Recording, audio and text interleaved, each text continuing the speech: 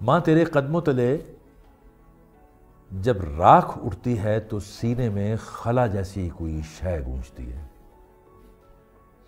ماں تیرے قدموں ماں تیرے قدموں تلے جب راکھ اٹھتی ہے، ماں کے قدموں کے نیچے جنت ہے. بالکل.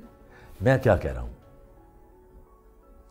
ماں تیرے قدموں تلے جب راکھ اٹھتی ہے تو سینے میں خلا جیسی کوئی شے گونجتی ہے. میری بینائی کے حصے میں تو اب تک صرف تیرے چپ لبوں کا زہر آیا ہے. میری بینائی جس نے آج تک تیرے لہو روتے ہوئے قدموں کے نیچے راکھ دیکھی ہے. بھرے کھیتوں میں فصلیں کاٹنے والی جوانی زرد پھولوں کی طرح سنسان آنکھوں کی کہانی کہتے کہتے آج کس منزل پہ پہنچی ہے مجھے اس کی خبر تو نہیں. تیرے محبت ڈھونے والے دل نے اپنی اجرتوں میں اپنے بیٹوں کے علاوہ کیا نہیں پایا مجھے اس کی خبر بھی تو نہیں. ہم خشک پتوں کو جلا کر سردیوں میں اپنے چھوٹے چھوٹے ذہنوں کو بڑے لوگوں کے قصے بانٹتے تھے. ہم کہ تیری جاگتی آنکھوں کی لو میں خواب جیسی کوئی دنیا دیکھتے تھے. صبح کاذب کی صدا چکی کے پاٹوں اور تیرے ہاتھ کے چھالوں کے بیچ ایک گیت کی صورت اترتی تھی. وہ گیت اب کھو گیا ہے. تو بھی اب چپ ہو گئی ہے اور خلا ویسے کا ویسا ہے. ابے کو سناتے تھے اپنی شاعری؟ ہاں وہ شاعری دیکھو نا، میں نے بتایا کہ وہ کوئی بہت زیادہ پڑھے لکھے تو نہیں. ایک تو ماں باپ کے لیے پہلے ہی یہ ہوتا ہے کہ بچہ کچھ کر رہا ہو اور اس کی تعریف ہو رہی ہو تو ان کے لیے یہ چیز بے معنی ہو جاتی ہے کہ یہ کر کیا رہا ہے. یہی چیز بہت ہوتی ہے کہ لوگ اس کو اپریشیٹ جو ہے وہ کر رہے ہیں. تو انہوں نے فیملی میری نے اس کو بہت اپریشیٹ کیا. کبھی میرے رستے میں کوئی اس طرح کی رکاوٹ میری فیملی کبھی.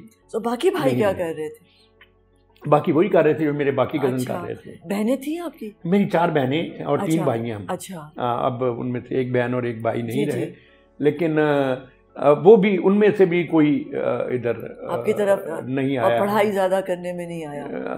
ہاں پڑھائی میں تو اب تک نہیں آیا. اب ہماری جو نسل ہے، میرے بچے جو ہیں، یہ بچے ہیں جو یونیورسٹیوں وغیرہ میں گئے ہیں، لیکن میری نسل تک بھی میں واحد بندہ ہی تھا جو گیا یونیورسٹی میں. اسکول میں کیا کرتے تھے؟ تختی لکھتے تھے؟ نہیں، تختی اتنا بھی اینشنٹ نہیں نا لکھی. میں نے تختی بھی لکھی ہے اور مجھے اب بھی یاد ہے کہ خط کرتے بیٹھ کے بس. ہاں، وہ تختی کو جب دھونے جاتے تھے، ایک چھوٹا سا تھا تالاب، اس میں ایک مینڈک چھوٹا سا اچھل کے میری تختی پہ بیٹھ جاتا. اب وہ بیٹھا ہوا ہے اور باقی بچے تختی دھو رہے ہیں تو وہ مجھے کہتے ہیں کہ آپ تختی کیوں نہیں دیتے. میں نے کہا یہ میں مینڈک کو ڈسٹرب نہیں کرنا چاہتا. مطلب یہ چیزیں چلتی رہی ہیں. تو میں کوئی زیادہ انٹرسٹنگ بچہ نہیں تھا، لیکن یہ تھا کہ تھوڑا سا یہ تھا کہ مجھے چیزوں میں، چھوٹی چھوٹی چیزوں میں دلچسپی تھی. کبھی ڈانٹ کھائی؟ والد تو بہت زیادہ میرے سافٹ تھے. He was a very progressive person, self made آدمی تھے. انہوں نے کبھی مجھے ڈانٹنا تو بہت دور کی بات ہے. بہت غصے ہوتے تھے تو کہتے تھے تو بڑا الو ہے. اور مجھے یاد ہے کہ میں اپنے بیٹی کے ساتھ گیا اور ڈزنی لینڈ. تو ڈزنی لینڈ انہوں نے جو اینیمل کنگڈم تھی وہاں انہوں نے ایک بہت بڑا الو بٹھایا ہوا اور بچے جمع تھے اور ایک صاحب الو کے بارے میں لیکچر دے رہے تھے بچوں کو. بڑا انٹرسٹنگ کہ اس کی یہ خصلت ہوتی ہے، یہ کھاتا ہے. بچے پوچھ رہے ہیں کہ بریک فاسٹ میں کیا کھاتا ہے، یہ ہیلوئین مناتا ہے، یہ نہیں مناتا، کرسمس وغیرہ. تو میں نے اس الو کو دیکھا تو میری بیٹی اقرۃ العین ڈاکٹر، تو شی نوٹسڈ اٹ کہ میری آنکھوں میں تھوڑی سی نمی تھی. تو میں کہنے لگی کہ وہ کیا مسئلہ ہے. میں نے کہا بیٹے تمہارے دادا مجھے کبھی ناراض نہیں ہوتے تھے، لیکن جب ناراض ہوتے تھے تو کہتے تھے تو بڑا الو ہے. تو مجھے یہ الو دیکھ کے نا یاد آ گیا کہ میرے ہے نہیں، میرے بابا نہیں ہے. مطلب ایون ایٹ دس ایج جب ہم رخصت ہونے کی تیاری. ماں میرے سینے میں تیری مامتا کا نور تو اب بھی اترتا ہے، مگر اقرار کی ساتھ ہمیشہ سے ادھوری ہے. ہم نے کبھی وہ جو بچے ماؤں سے لپٹ جاتے ہیں اور ضد کرتے ہیں، اور یعنی اپنے بچپن ہی کی بات کر رہا ہوں، اب کی بات نہیں کر رہا ہوں، وہ مجھے یاد ہی نہیں کہ ہم نے ایسا کبھی کیا ہو. یہ ایک عجیب و غریب قسم کا ایک زندگی کا ایک عجیب و غریب قسم کا ایک ایکسپیرینس ہے جو میں اس وقت شیئر کر رہا ہوں، اور مجھے معلوم ہے کہ تم پوری طرح سمجھ رہی ہو اس بات کو کہ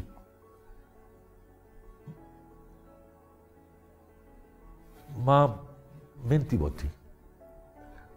ماں وہ جو ایک پروسیس ہوتا ہے نا گندم کو چھانٹنا اور وہ گندم اور بھوسا الگ ہونا، یہ سارا سلسلہ تو وہ خود وہ کرتی تھی. دیواریں جو احاطے کی ہوتی ہیں کچی ہوتی تھی گاؤں میں تو ان کو لیپنا اور ان کے لیے وہ بنانا. وہ مائیں ساری 4 بجے صبح اٹھتی ہیں. 4 بجے وہ چکی کے صبح کاذب کی صدا چکی کے پاٹوں اور تیرے ہاتھ کے چھالوں کے بیچ ایک گیت کی صورت اترتی تھی.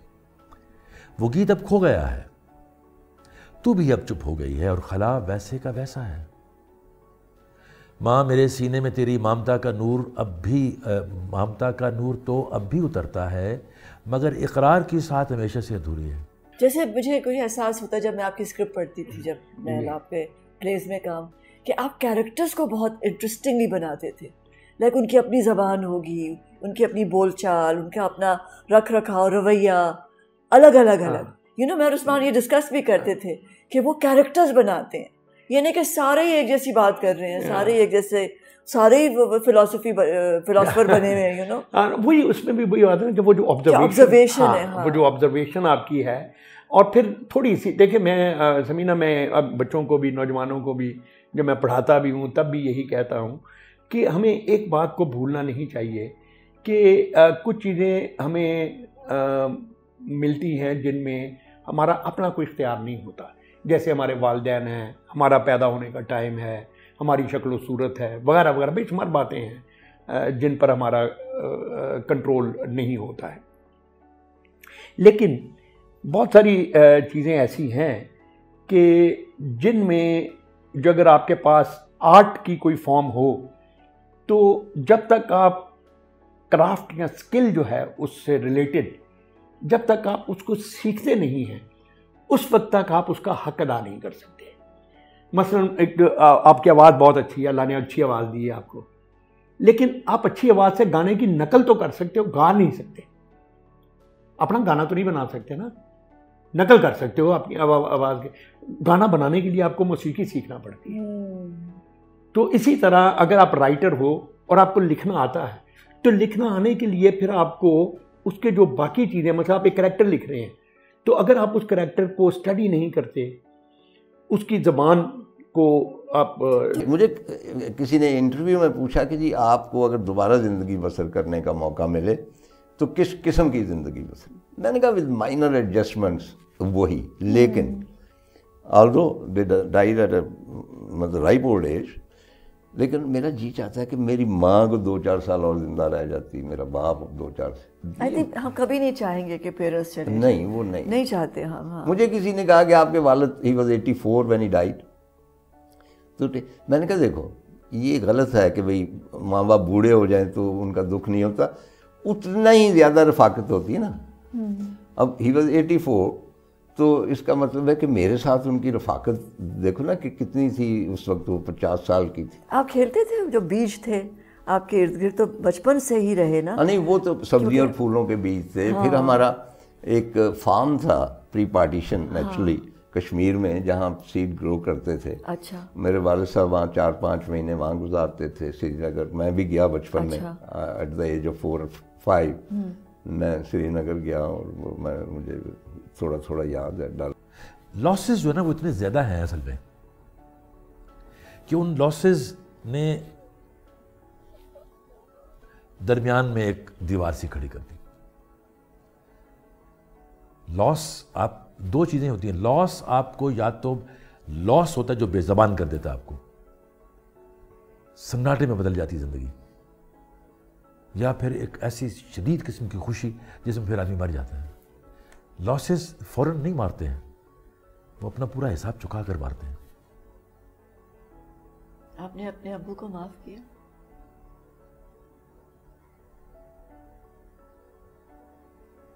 نہیں.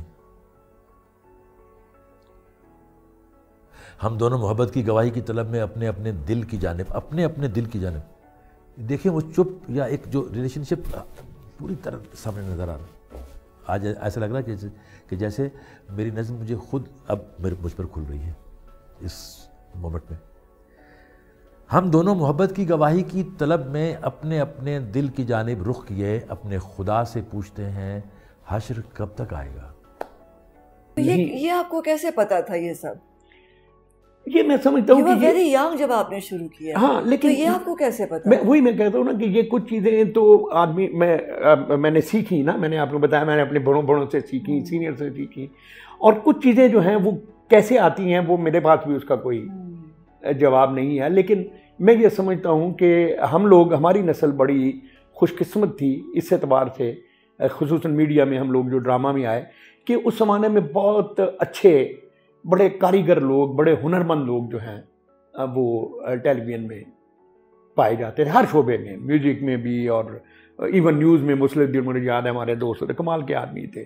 ڈرامہ تو خیر ہمارا وہ فیلڈ تھا ہی، اور تو بہت اچھے کام. تو ہماری نسل کو یہ فائدہ ہوا کہ ہم نے بڑے ہنرمند لوگوں کے ساتھ کام کیا، تو ہمیں ان سے ڈائریکٹ سیکھنے کا موقع جو ہے وہ مل گیا.